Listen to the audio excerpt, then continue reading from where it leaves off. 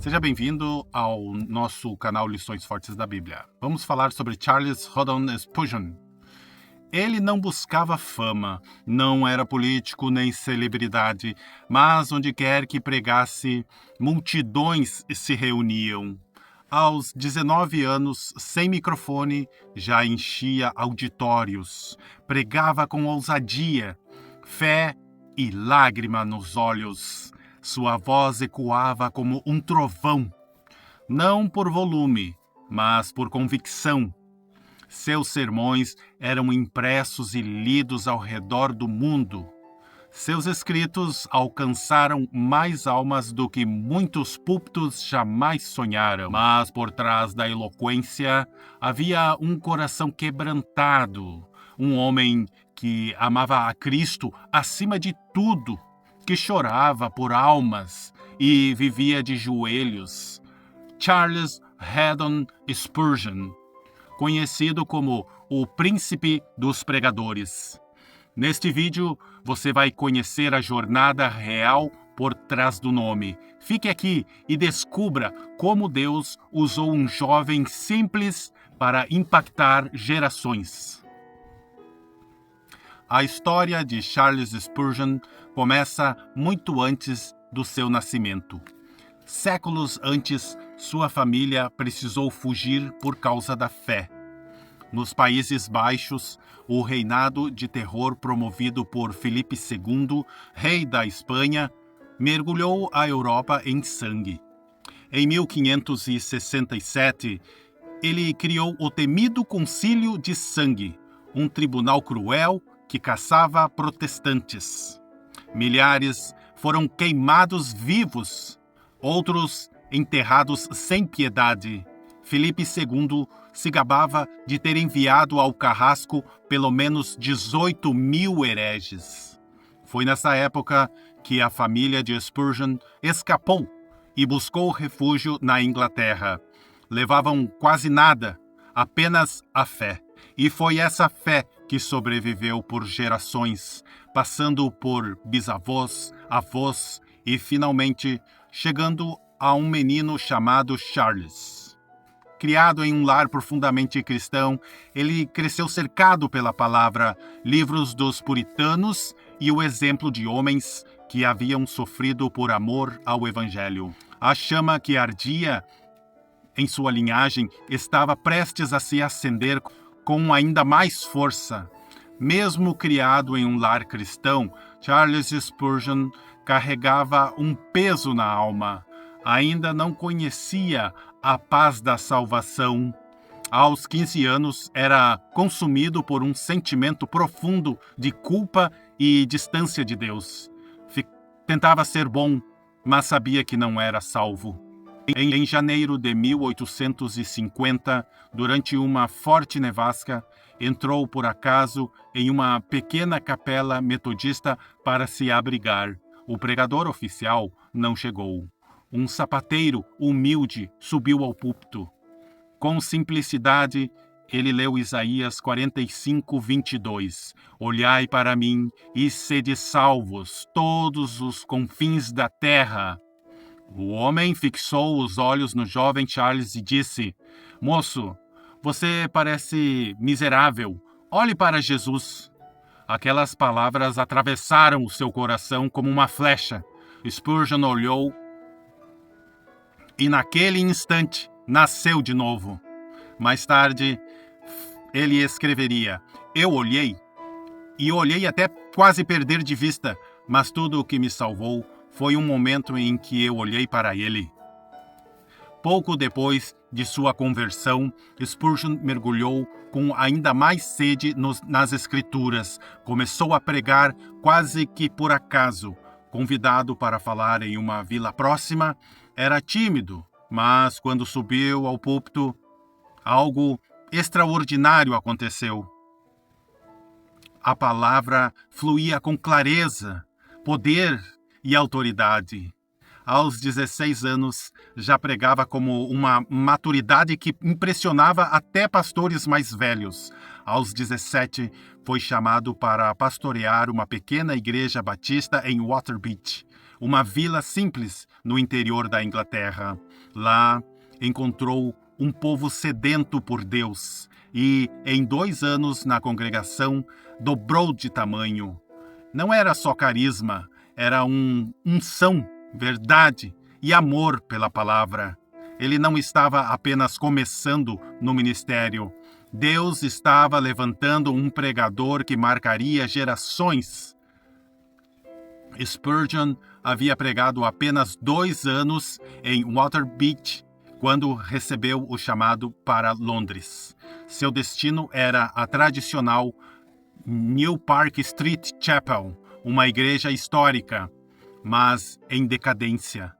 O templo comportava cerca de 1.200 pessoas, mas mesmo no início, com poucos presentes, havia algo diferente naquele lugar. Um povo que orava com fervor por avivamento. Spurgeon lembraria mais tarde: no começo eu pregava para um punhado de ouvintes, mas havia orações tão fervorosas que era como se o próprio anjo do Senhor, o próprio anjo do concerto, estivesse entre nós. E foi assim que o crescimento começou.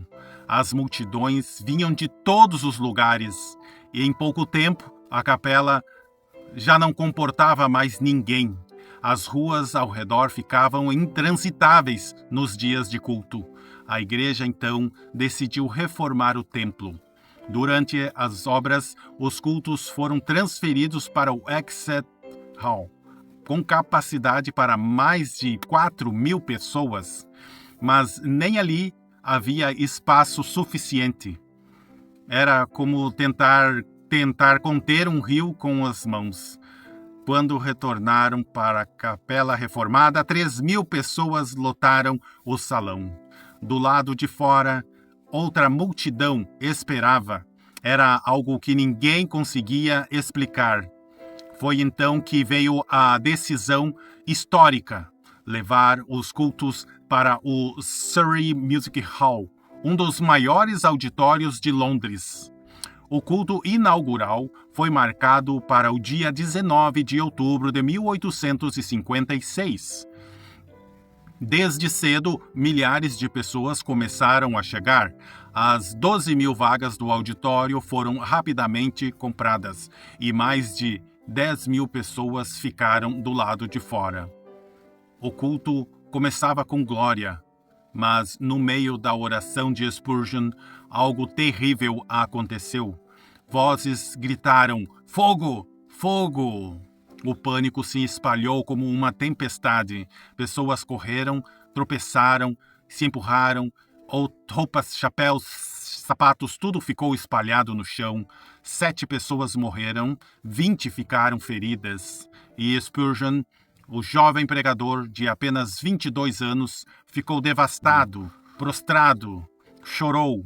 A dor parecia insuportável, mas o que parecia uma tragédia irreparável tornou-se um ponto de virada. As notícias correram Londres e, ao invés de afastar o povo, aumentaram ainda mais o interesse pela mensagem. O nome de Spurgeon passou a ecoar por toda a Inglaterra. Ele começou a pregar nos maiores templos, salões, praças e campos abertos. Irlanda, Escócia, Gales, França, Holanda, por onde passava, multidões o aguardavam. Sua agenda era intensa, de 8 a 12 sermões por semana. Aquele jovem que começou diante de poucos, agora pregava para nações inteiras.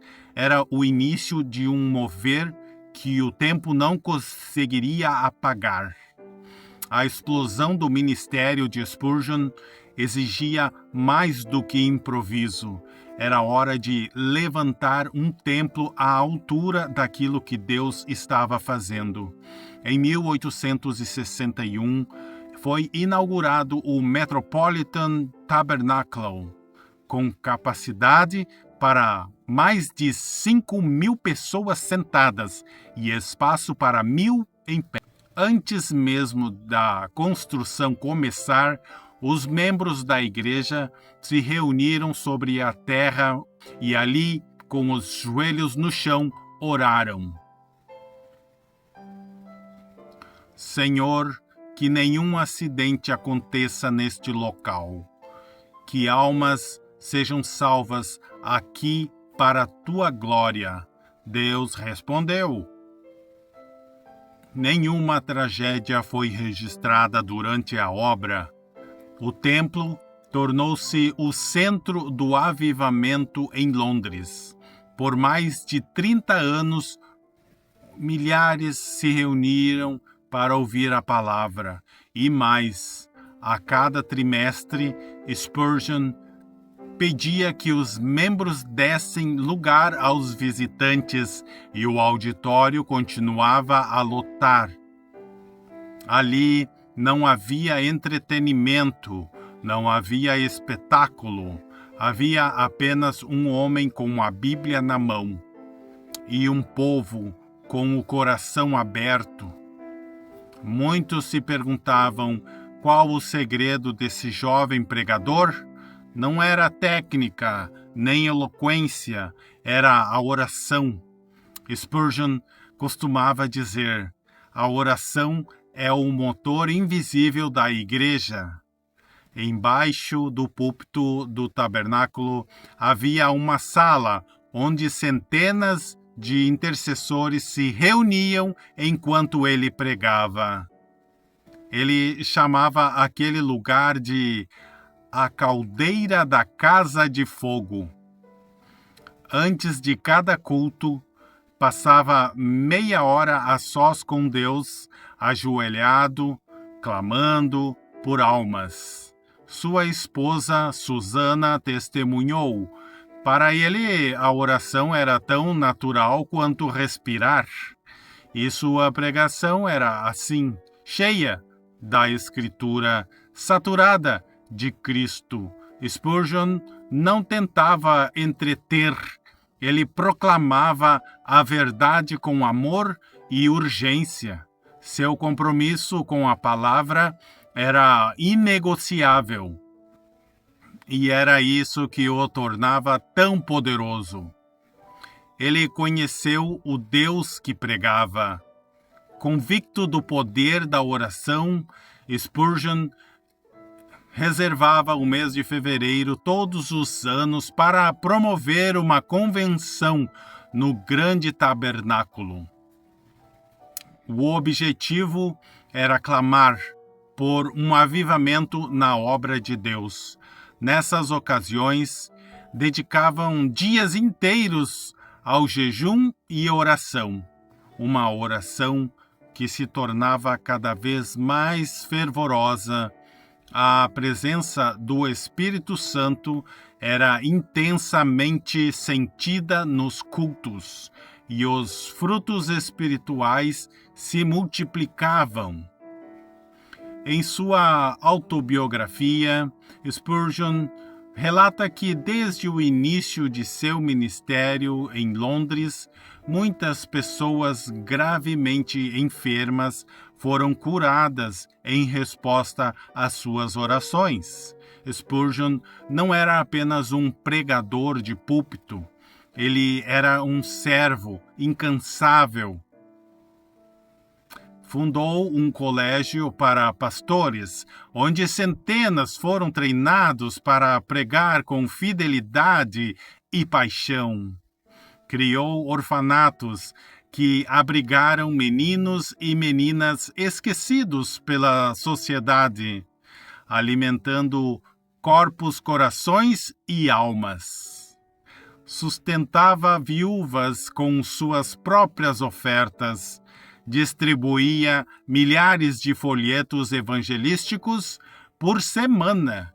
Em sua editora, publicava sermões, livros e a revista The Sword and the Travel. Uma voz poderosa para a verdade em toda a Inglaterra. E mesmo com uma rotina exaustiva, encontrava tempo para visitar doentes, consolar aflitos e aconselhar jovens. Spurgeon não buscava fama, nem desejava o título de fundador de uma nova denominação, como muitos esperavam. Sua pregação jamais foi para a sua própria glória. Seu único objetivo era conduzir os ouvintes a Deus por meio da mensagem da cruz. Ele via cada sermão como uma flecha lançada ao coração dos ouvintes. Colocava toda a sua alma em cada palavra, empregando com intensidade o poder espiritual que o Espírito Santo lhe concedia. Um conhecido testemunhou: Charles Haddon Spurgeon recebia o fogo do céu, estudando a Bíblia por horas a fio, em comunhão com Deus. Cristo era o segredo de seu poder. Cristo era o centro de tudo. Para Spurgeon, era sempre e somente Cristo. Por trás da força que sacudia multidões, havia um homem que também chorava. Spurgeon enfrentou crises de depressão profunda, doenças físicas severas e críticas violentas. Sofria de gota, reumatismo e problemas nos rins. Muitas vezes pregava com dor, mas não desistia. Em meio às trevas da alma, sua esperança seguia firme. Se não houvesse Cristo, eu preferiria não existir, dizia ele. Em seus últimos anos, passou longos períodos em repouso, sendo cuidado por sua esposa, Susana. Mesmo doente, escrevia, pregava como podia e orava sempre. No dia 31 de janeiro de 1892, aos 57 anos, Charles Spurgeon partiu para a eternidade. Suas últimas palavras foram dirigidas à esposa.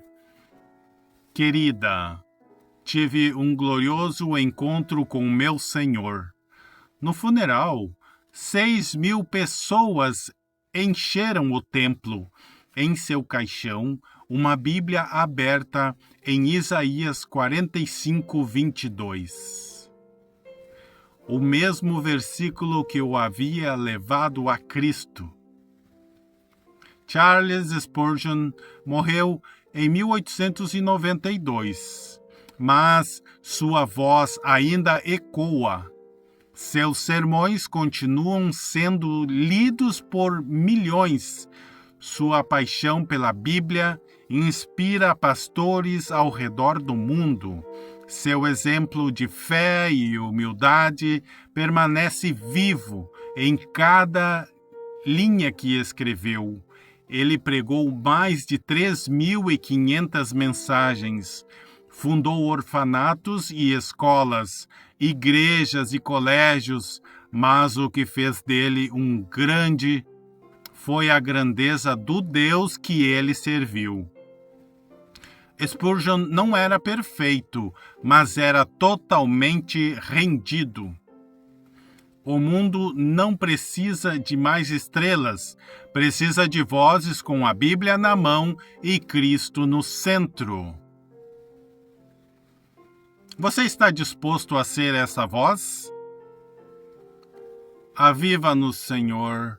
O mundo está morrendo e precisa de fogo do céu. Obrigado por assistir. Lembrando que este é somente um resumo da história de Charles Spurgeon. Deus te abençoe e até a próxima. Forte abraço e que Deus abençoe a todos.